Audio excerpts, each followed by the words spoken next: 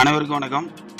எங்களது வேதாரண்யம் தாலுகா மீனவர் பஞ்சாயத்து சார்பாக தெரிவித்துக்கிறது என்னவென்றால், நாங்கள் 2 நாளாக இப்போ தொழில் முறை செய்து வெளி மாவட்ட படகுகளை பிடித்து கொண்டாந்து வைத்துள்ளோம்.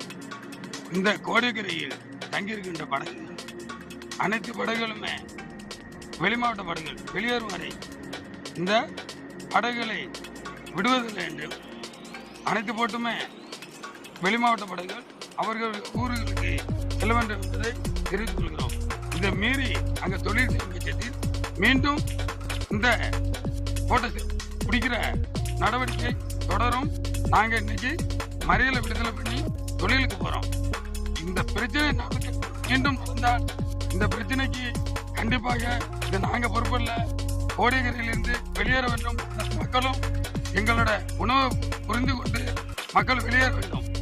அது இனியும் ஒரு பிரச்சனைகள் நடந்தால் இதுக்கு எங்க வேதாரண்யம் தாலுகா மீனவர்கள் பொறுப்பல்ல.